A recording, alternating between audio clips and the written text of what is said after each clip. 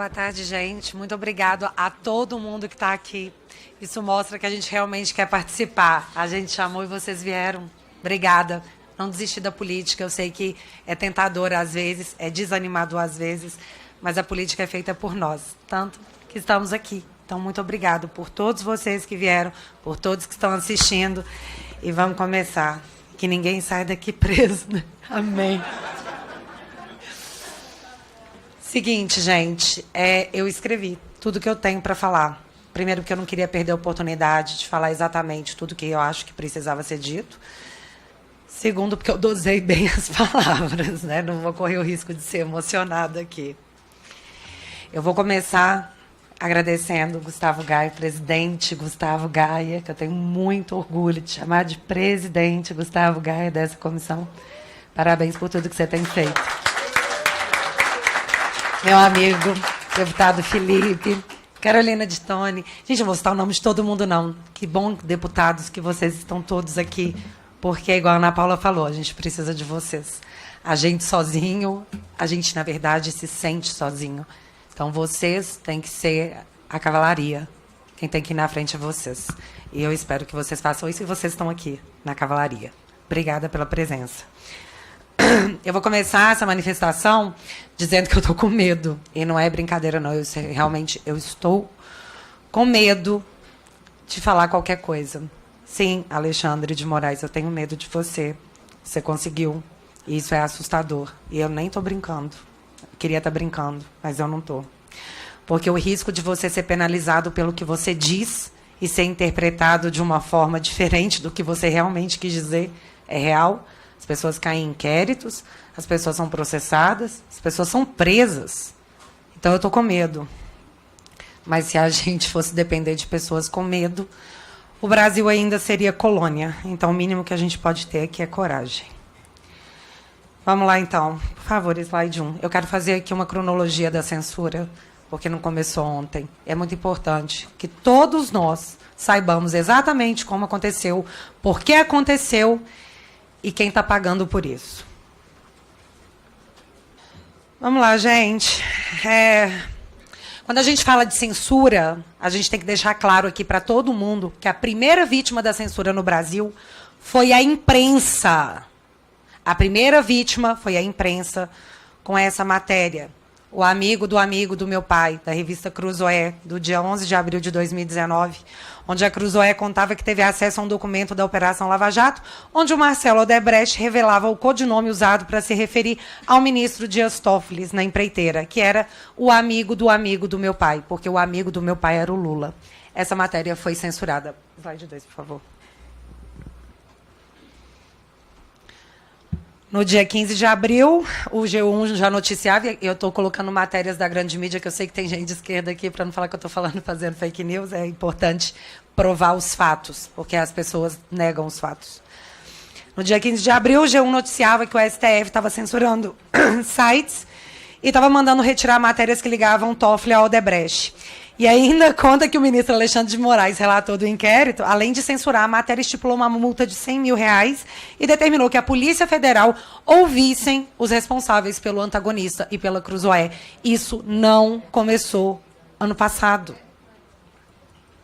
E, assim, eu ainda nos dias de hoje, eu não entendo qual foi o crime cometido pela Cruzoé, tanto que a matéria foi descensurada, ela voltou para o ar porque, de fato, aquela informação era verdadeira. E é isso que a mídia tem que fazer. A mídia, ela tem que questionar, ela tem que investigar, porque do momento que a mídia para de fazer isso, ela vira publicidade. E não é para isso que a mídia tem imunidade. Ela tem imunidade para questionar e investigar, porque a mídia tem um poder absurdo. E todos nós sabemos disso. Eu mencionei isso para vocês porque, para mim, ele foi o marco zero. Foi ali que a censura começou. E esse inquérito é usado para censurar, que foi usado para censurar a Cruzoé, foi o inquérito das fake news que está no ar aí há mais de 4 anos. E dentro desse inquérito está o que no Brasil nós chamamos de pessoas de direita, conservadores, mas que agora até jornalistas chamam de fascistas, onde o conteúdo não é divulgado sequer para quem é investigado. Você pode sofrer busca e apreensão, ser interrogado pela Polícia Federal, ser acusado por toda a mídia de um crime ao qual você não faz a menor ideia do que é acusado e ninguém te fala o fato específico. Ninguém se dá ao trabalho de contar para quem é acusado e investigado o que foi que aconteceu. Ninguém sabe, mas o assassinato de reputação é intenso. Eu, durante um tempo, fui chamada de blogueira bolsonarista, dá até saudade, porque agora eu sou a investigada por disseminar fake news, acusada de espalhar fake news. Quais fake news? Nem eles sabem. Você pode colocar para mim o próximo slide, por favor? A prova apresentada até hoje, que nós fazemos parte de uma organização criminosa, é essa coisa ridícula aqui. É ridículo. Isso está como prova. E o que é isso? Pela lógica da investigação, eles se seguem no Twitter, eles pensam igual, eles se compartilham uns aos outros. Então, obviamente, se trata de uma organização criminosa que faz disseminação de fake news. Quais, nós não sabemos, mas a gente faz de forma coordenada porque a gente se segue no Twitter. Isso aqui é uma prova que não foi contestada. Os juristas desse país acharam que foi uma prova ok. Tudo bem, pode ser prova. Isso foi considerado uma prova. Eu achei que as redes sociais serviam para a gente poder identificar pessoas que a gente acha que parece com a gente. Que a gente curte, não tudo, algumas coisas. E essas coisas a gente compartilha. E aí você pensa, nossa, que pessoa legal, vou seguir ela. Eu achei que era isso. Mas, aparentemente, não. É só coisas criminosas mesmo. E assim nasceu o inquérito das fake news, que nasceu para investigar a Cruzoé. Agora ela foi usada para tragar bolsonaristas. Não existe outro nome. A pedido da PGR, na verdade, esse inquérito deu filhos. E a pedido da PGR, o filho desse inquérito foi arquivado, que é o inquérito dos atos antidemocráticos. Também um inquérito aberto de ofício. Só a PGR pediu para arquivar, e aí o Alexandre de Moraes falou assim, beleza, vou arquivar. Abre outro igual, por favor. E assim nasceu, eu não estou brincando, isso aconteceu. E assim nasceu o inquérito das milícias digitais. Pode pôr o próximo, por favor. E o que ele investiga? Aqui no print está mostrando que em 2023 é a 6ª vez que esse inquérito é prorrogado. A 6ª. No chamado inquérito das milícias digitais, a Polícia Federal apura a existência de uma organização criminosa que teria agido com a finalidade de atentar contra o Estado Democrático de Direito e se articularia em núcleos políticos de produção, publicação e financiamento. Gravem bem isso. Esse é um ponto muito importante, porque é aqui que eu enxergo a perseguição ideológica mais ampla. E eu posso provar o meu ponto. Eu fui intimada pela Polícia Federal a prestar depoimento nesse inquérito. As perguntas eram surreais. Por exemplo, quanto eu ganhava de superchat no YouTube. O problema é que eu não faço live, então eu não recebo superchat. E assim, ficou claro que era uma tentativa de criminalização de quem recebia esse superchat. Ó, vocês estão sendo financiados por aí. Engraçado que a gente até chegou a denunciar em São Paulo os pimbas do MBL, né? Parece que eles pegaram e reproduziram pra gente. É engraçado como é sempre só com a gente. Mas, se eu fiz 5 lives no meu canal até hoje, em mais de 3 anos de canal, foi muito. Eu nunca recebi dinheiro de ninguém. Eu nunca recebi pauta de ninguém. Isso tem que ficar claro. A SECOM nunca me mandou um informe dizendo como eu deveria rebater as críticas e nunca, na minha vida, eu sentei com nenhum político para negociar o meu apoio a qualquer projeto que seja. Isso nunca aconteceu. Eu, Bárbara, nunca fiz isso. E eu sou investigada no inquérito das milícias digitais. Porém, agora eu posso, e na verdade eu preciso apontar quem faz. E não é de agora. Próximo print, por favor. Hã? É? Mensalinho do Twitter. Em 2018, estourava o que toda a mídia chamou de mensalinho do Twitter. Em 2018, galera. Onde empresas de um deputado do PT contratou influenciadores digitais para postarem conteúdos favoráveis a candidatos do partido. Como Gleisi Hoffmann, que hoje é presidente do PT, como Luiz Marinho, que hoje é ministro do Trabalho, como Wellington Dias, que hoje é ministro de Desenvolvimento. Isso aconteceu. Você sabe quantos inquéritos foram abertos pelo STF para investigar essas pessoas? Nenhum. Sabe quantas buscas e apreensão essas pessoas sofreram? Nenhuma. E apesar de todas as provas, porque eram vastas provas, inclusive uma pessoa envolvida, ela fez uma espécie de confissão. Sabe quantas pessoas responderam criminalmente por esses crimes? Nenhuma. Só que isso foi em 2018. Já é um tempo distante, né? Vamos vir aqui para 2022? Próximo print, por favor. Milícia digital do PT ganha espaço no futuro governo e estreia muito mal. Essa matéria é de novembro do ano passado, para a gente não falar que é muito antiga. Levando em consideração que uma matéria da Folha de São Paulo foi utilizada para comprovar, mesmo sem apresentar uma única prova, disparos em massa que, teoricamente, mudaram o rumo das eleições e criaram um problema imenso para o governo Jair Bolsonaro durante todo o mandato, mas foi apresentada como prova, eu acho que a gente tem que dar o crédito aqui para uma matéria da Veja. Porque, diferente do que eles fazem com a gente, aqui tem prova. E aqui, deixa eu ver aqui, desculpa, gente. Matérias jornalísticas foram usadas para poder embasar decisões judiciais. Quem não lembra aí do Metrópolis e os empresários que tiveram uma conversa vazada, uma conversa privada vazada, e empresários sofreram busca e apreensão, tiveram bloqueio de bens e foram banidos das redes sociais. E fique claro, um desses empresários ousou postar um emoji. Ele não falou nada, ele postou um emoji.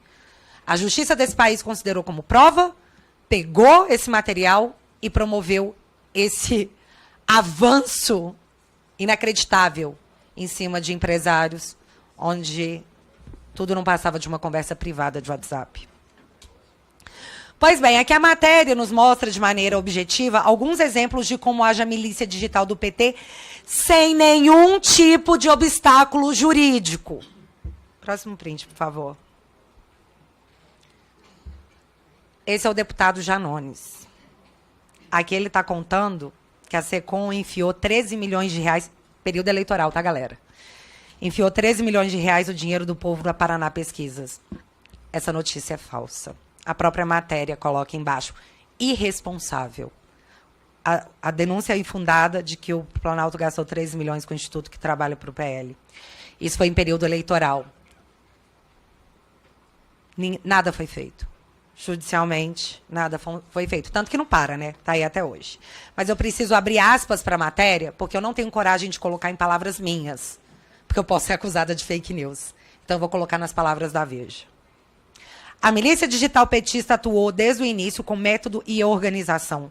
Muitas das fake news varreram as redes sociais com ataques ao candidato do PL, foram produzidas por uma equipe de jovens militantes sob a coordenação de Janones. A matéria-prima, além dos acontecimentos políticos do dia a dia, foi colhida em fóruns na chamada Dark Web, ambiente da internet onde é possível comprar e vender informações sigilosas e discutir assuntos, inclusive ilegais, sem deixar rastros.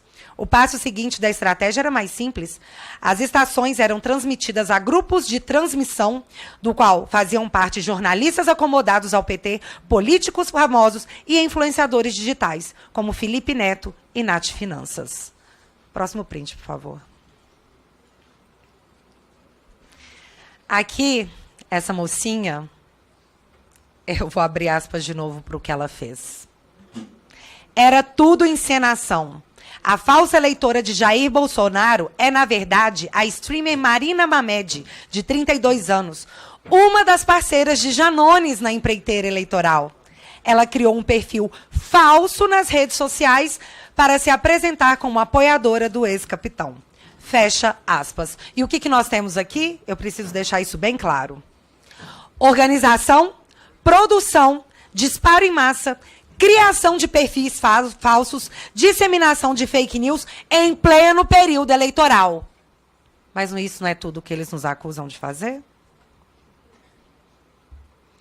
Só que isso Só que isso foi uma denúncia da Veja. E eu não vi ainda a Veja ser usada para embasar nenhum tipo de medida judicial. Mas a Folha já. A Folha já foi usada. Então vamos ver a matéria da Folha. Próximo print, por favor. De um passado super distante, conhecido como anteontem. Grupo de influenciadores pró-Lula repete tática bolsonarista nas redes. A matéria diz que, além de defenderem o governo nas redes, eles usam uma tática de contra-ataque que, em momentos de desgaste, eles pegam, então, um momento de desgaste e usam a tática. Usando mentiras contra a família do antecessor Jair Bolsonaro para poder desviar o foco. E, sim, eles dão exemplos. Olha só, tem materialidade. Um exemplo desses é um homem chamado Rony Telles, influenciador de esquerda, que pegou uma fala da Michelle Bolsonaro dizendo que os móveis que ela retirou eram seus, da sua casa. E postou dizendo que a Michelle falou assim, gente, os móveis que eu tirei do Alvorada eram meus, eram da minha casa. Foi o que ela falou. E olha como ele reproduziu no Twitter. Abre aspas. Michelle diz que móveis projetados por Oscar e Ana Niemeyer tirados do Alvorada eram seus e criticam Lula. E aí, quando ele foi questionado pela Folha de São Paulo, foi atrás para perguntar. Ele respondeu que era só uma brincadeirinha, que o Twitter era um lugar para coisas mais ácidas, mais sátiras. Era brincadeirinha. Eu não estou brincando. Foi o que o senhor Rony Telles falou. Isso está na matéria. Mas o influenciador na matéria afirma que tem contato com a SECOM e que, sim, recebe material do governo, coisa que nós nunca fizemos. É importante vocês gravarem essa informação, porque eu já vou mostrar o porquê.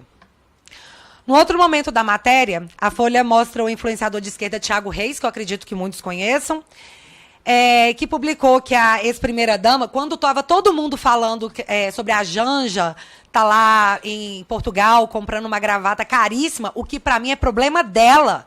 Eu não tô nem aí se a Janja compra 50 gravatas de 1 milhão. Se for com o dinheiro dela, o problema é dela. O que eu achei ruim é que não bate muito com o discurso do esposo dela, o atual presidente da República, que diz que a classe média ostenta um padrão acima do necessário e que não precisa de ter 2 televisões. E aí você vai lá e compra uma gravata caríssima numa empresa de luxo. Para mim, é incoerente. Mas não deixa de ser um problema dela. É um problema dela. E qual é o problema que eu vejo nisso? Que esse influenciador também está na matéria da Folha. Disse que Michelle Bolsonaro, quando esteve em Dubai, comprou um sapato de 20 mil reais com dinheiro público. E isso só para rebater as críticas que a Janja estava recebendo. Isso está na matéria. A matéria também mostra o atual ministro da SECOM, seu Paulo Pimenta, e isso é muito importante. Pode pôr o próximo print. Que tempos atrás disseminou em suas redes sociais a ideia de que a facada contra Jair Bolsonaro era falsa, chamada de fakeada. Tá aí, ó. Esse aí é o print dele, tá? Me dê esse trabalho. E isso é importante, porque o blog de esquerda Brasil 247 produziu um documentário onde induziu quem assistia a pensar, de forma clara, que a facada foi falsa, como o próprio título diz, uma fakeada no coração do Brasil. E como estamos falando de censura, vale ressaltar que o Brasil Paralelo teve a produção com o tema Quem Mandou Matar Jair Bolsonaro censurada sem que o conteúdo fosse conhecido. E o que nós temos aqui é um atual ministro desse governo colocando na rede social que hospitais estão mentindo para a população, que médicos estão mentindo para a população, que existe um esquema monstruoso de desinformação e mentira que é acobertada para convencer a população que Bolsonaro sofreu uma facada. Porque para ele é uma fakeada. E é óbvio que ele pensa isso, porque isso é publicação dele. Galera, eu falei para vocês que eu nunca recebi dinheiro de ninguém. Nem instrução da SECOM, nem de nenhum parlamentar para postar algo. E eu deixo claro também que eu nunca sentei à mesa para negociar meu apoio a nenhuma pauta do governo. Nunca! Isso nunca aconteceu. Agora eu quero mostrar uma coisa para vocês.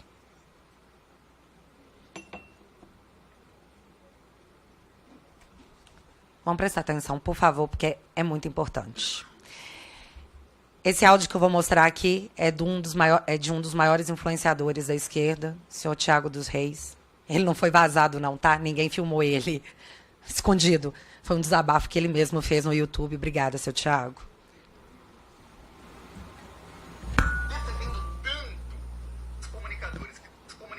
Ah, vale a pena um contexto anterior? Ele era contra a PL da censura. Ele era contra. E aqui ele explica o porquê que ele é contra. Ele e um grupo de apoiadores de esquerda, todos eles contra, mas eles mudaram de ideia. Defendendo tanto esse artigo que dá dinheiro para a Globo, eles estão defendendo porque eles acreditam que eles vão ganhar um pouquinho. Eu sou contra. Eu tenho o direito de falar, olha, eu prefiro não ganhar mais e não dar milhões para a grande imprensa, que é parte do problema, e tirar essa parte aí, aprovar a parte que é para salvar as criancinhas, para combater fake news, para acabar com os nazistas, do que eu ganhar um pouco a mais, muito a mais para os outros. Não quero. Alguns são a favor, eles estão defendendo aí o ganha-pão deles, mas eles serem a favor e aí pintar que eu sou mercenário é um negócio assim. Eu falei literalmente que eu não quero a mais, se for para dar mais para os outros. Tem gente que aceita. Se o fulano aceita ganhar 10, 20% a mais, 30% a mais, e dar não sei quantos milhões aí para todos os veículos de grande mídia, é opção deles. Ele estava se explicando após uma reunião com Gleisi Hoffmann e a SECOM. Esses influenciadores de esquerda se juntaram com Gleisi Hoffmann, presidente do PT, e com a SECOM, onde nessa reunião o senhor Thiago deixa claro que foi passado para esses influenciadores que eles seriam, de certa forma, blindados, seriam incluídos no fundão, e que eles iam receber 10, 20, 30% a mais. Então, eles poderiam ficar tranquilos. Eu nunca me sentei à mesa para negociar o meu apoio. Mas essas pessoas, após essa reunião com a presidente do PT, após essa reunião com a SECOM, mudaram de ideia e passaram a aprovar o projeto. O problema deles foi resolvido. Esse vídeo está público no canal dessa pessoa. Vocês podem ir lá e conferir. Agora eu pergunto para vocês. Se sou eu falando isso, se tem uma gravação minha falando isso, que após conversar com Felipe Barros, com Gustavo Gaia, com Bolsonaro, com Eduardo Bolsonaro, com Marcon, com qualquer um, que, eu conversei com os deputados, eles falaram que eu vou ganhar até 30% a mais, então agora eu sou a favor. O que vocês acham que ia acontecer? Isso é muito sério. Isso é muito sério, gente. Só que com essas pessoas, sabe o que acontece? Nada. Nada. E eis um ponto importante dessa pequena explanação de fatos, porque se os dois lados, supostamente, aqui vamos falar aqui, vamos tentar ser igualitário. Se os dois lados supostamente cometem o mesmo crime e a justiça só persegue um, das duas, uma. Ou não tem crime, ou se trata de uma perseguição ideológica, onde não é o que se fala, mas quem fala. E aqui isso vai ficar muito claro, porque atualmente o Bolsonaro e seus apoiadores são acusados de tentarem um golpe de Estado através do artigo 142, que iria gerar uma intervenção militar, que ele não queria sair do poder. É o que todos dizem. Isso é segundo todo mundo. E segundo todo mundo, é crime. Próximo print, por favor. Por que a Dilma Rousseff não sofreu busca e apreensão por tentativa de golpe? Porque ela tentou aplicar o artigo 142 quando viu que ia sofrer o impeachment. Por que ela não é chamada de golpista?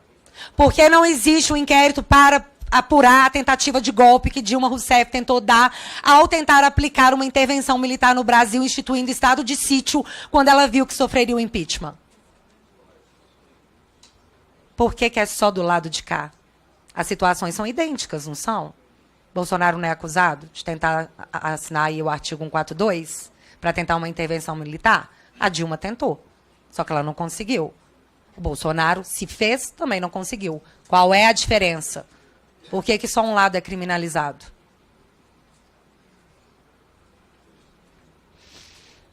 Falando em lei, somente em abril de 2023 eu fui tomar conhecimento do porquê eu fui jogada em um inquérito do TSE em 2021. E eu tive toda a minha remuneração retida pelo Estado com a alegação de se investigar o meu crime. Como o sigilo caiu, eu posso mostrar para vocês agora do que eu sou acusada quase 2 anos depois. Tem 2 anos que eu sou punida sem jamais ter sido julgada. Pode pôr o próximo print, por favor.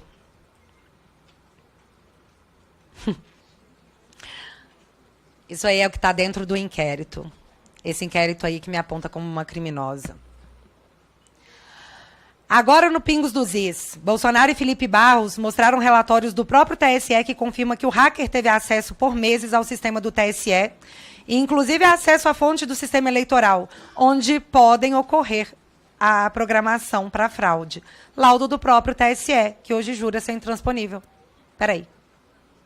Tem ou não tem? Isso é fake news? Tem ou não tem? Tem. Tem. Esse aqui é o mais legal. O hacker permaneceu dentro do sistema do TSE em 2018, de abril a novembro, no coração do processo eleitoral. Nos códigos-fonte das urnas. Só para informar, para trocar o próximo slide. Você já está lendo o próximo, não é, Bárbara?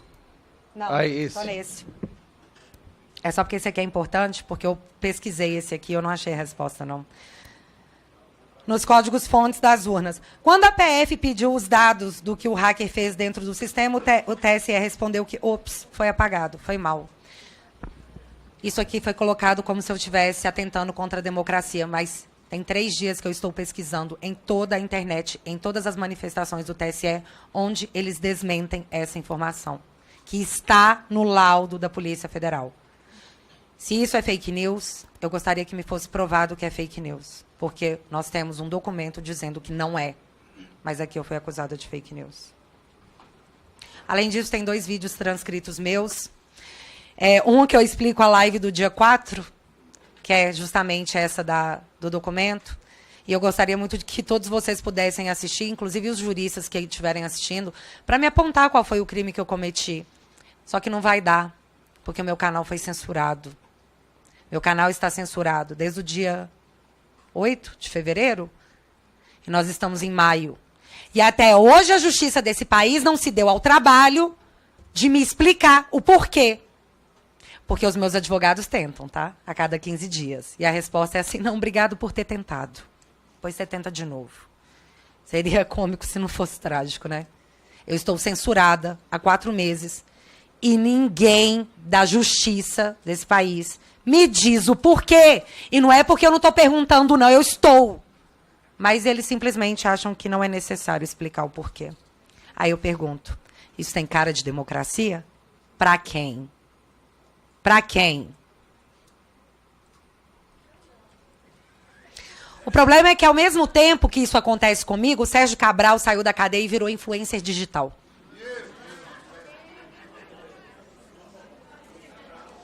O cara pegou 400 anos de cadeia por corrupção e teve todas as suas sentenças anuladas e hoje ele é influenciador digital. Ele fez um videozinho gravando super feliz que ele tem 20 mil seguidores. 20 mil pessoas estão batendo palma para esse influenciador.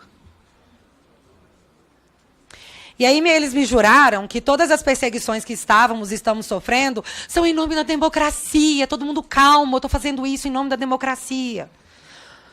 Uma democracia não permitiria o que aconteceu com o Telegram. Nunca. E quem se manifestou contra o PL 2630, que é tão errático, tão problemático, até a Folha se manifestou? Pode pôr o próximo print, por favor. O negócio é tão errado que até a Folha teve que aparecer para dizer que, opa, esse PL aí dá margem para criar quase um soviete, né? Ela não colocou isso, mas é exatamente isso. E isso é apenas um aspecto muito pequeno do quão problemático é esse PL. Tá? Não é para proteger as crianças. Não é para tornar a internet um ambiente mais seguro. Porque se fosse, por que a remuneração da mídia ia estar inserida nesse projeto? O que isso tem a ver com proteção das crianças? E aqui eu vou agradecer demais o senhor Tiago dos Reis de novo, porque é mais um áudio que eu tirei do canal dele. Prestem atenção. Por que a mídia está inserida nesse projeto? CNN vai estar lá, Menor vai estar lá comendo caviar. Aí vai ter o pessoal dessa mídia que está falindo, que também me atacaram muito. Eles vão estar lá comendo filé mignon e nós estaremos no chão. O que cair de migalha a gente pega. Eu não quero. Eu prefiro que não tenha jantar nenhum. Vamos focar em combater fake news. Não dá? Eu falei com deputados, falaram, mas tinha que ter isso para passar o projeto de lei. Falei, tinha que ter isso para passar o projeto de lei. O Tiago se manifesta, diz, poxa, tira isso. Para que você quer um PL da Globo? Eles chamam de PL da Globo. E ele fala assim, pô, não dá para tirar, porque sem isso o projeto não passa. Ah, não, mas aí a pergunta é muito mais interessante do que essa. Por que não passaria? Por que não passaria se tirasse? Não é para proteger as crianças? Não é para tornar a internet um ambiente mais seguro? Aqui, os deputados de esquerda disseram para essa pessoa que se tirar a remuneração da mídia, o projeto não passa. Isso significa que a mídia só está apoiando esse projeto porque ela será bem remunerada por isso? Isso significa que não se trata de proteção às crianças, não se trata de ambiente seguro, e sim de controle? E a mídia está apoiando isso porque ela vai levar uma bolada muito grande? Isso tem cara de democracia para algum dos senhores, das senhoras? Mas eles estão falando que é tudo em nome da democracia.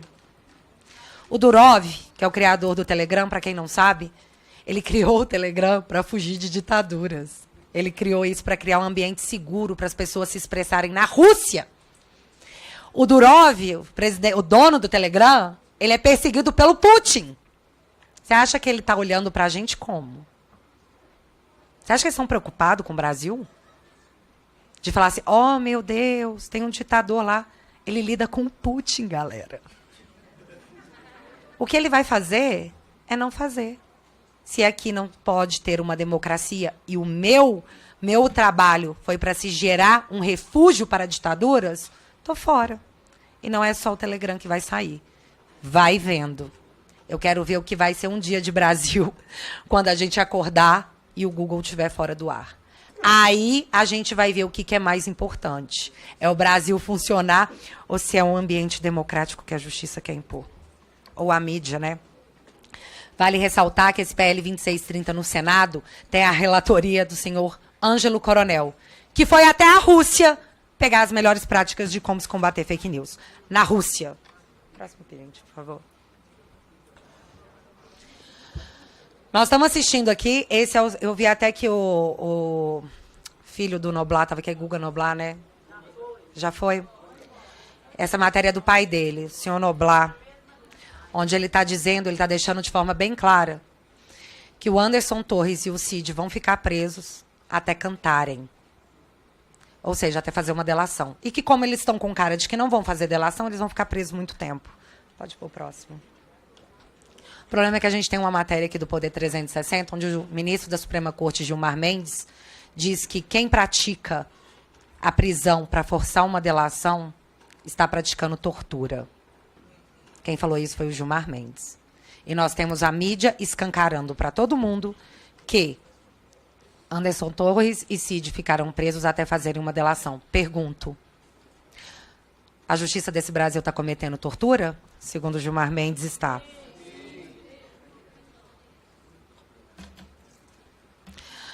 Todos que apoiaram Jair Bolsonaro estão sendo caçados e desumanizados para que qualquer coisa possa ser feita contra eles sem que ninguém reclame. Nazista não tem direito a nada. Então que se faça o que tiver que ser feito para eliminá-los. Isso não é democracia. A minha geração cresceu ouvindo que a geração anterior combateu a ditadura de 64, que lutou pelas liberdades, que lutou para que a gente fosse um país livre. E aí chega a minha geração, chega a vez da minha geração, e ela aplaude a censura em nome de uma perseguição ideológica. E isso não é democracia. Não é. Veículos de mídia foram fechados, canais de opinião foram censurados, o meu canal foi censurado, centenas de pessoas perderam seus perfis na internet para que seu direito de opinião fosse retirado sem julgamento. Assassinato digital. No momento em que eles querem preservar os direitos digitais. O que aconteceu com Cala a Boca Já Morreu? Para proteger pessoas que faziam críticas políticas. E hoje nós temos um movimento de censura que preserva um dos lados. Isso não é democracia. A esquerda disse que era mentira que a internet seria regulada, censurada. Nós fomos censurados porque nós dissemos isso. Vocês lembram? Tem inquérito sobre isso. Inclusive, eu estou em todos eles. Print 17, por favor. Na última vez que eu tive nesse congresso, eu pedi para as pessoas, eu pedi para os nossos parlamentares que eu tivesse o mesmo direito que um corrupto condenado e que um traficante tiveram. E agora eu volto aqui, eu volto a esse congresso para dizer para vocês que o corrupto, um dos corruptos condenados, virou influenciador digital, que o traficante teve o seu helicóptero devolvido porque as suas penas foram, as provas colhidas contra eles foram anuladas pela justiça desse país. Esse helicóptero era usado para poder transportar órgãos, para quem não sabia. E, em clima de derrota, a polícia devolveu o helicóptero do narcotraficante André do Rap. Então, a conclusão que eu chego nesse meu segundo retorno a essa Casa do Povo é para deixar claro que, de fato, corruptos e traficantes têm mais direito nesse país. Nada é pior do que ser de direita, conservador, ou ter cometido o pior dos crimes, que foi apoiar o presidente Jair Bolsonaro. Nós temos que ser eliminados.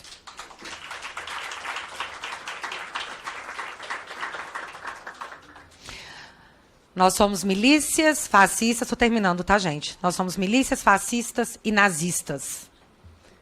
Isso é repetido à exaustão por autoridades, ministros, deputados, influenciadores, na intenção de nos anular como seres humanos, o que é a pior forma de censura.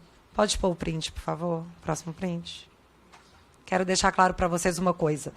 Isso aqui é nazismo.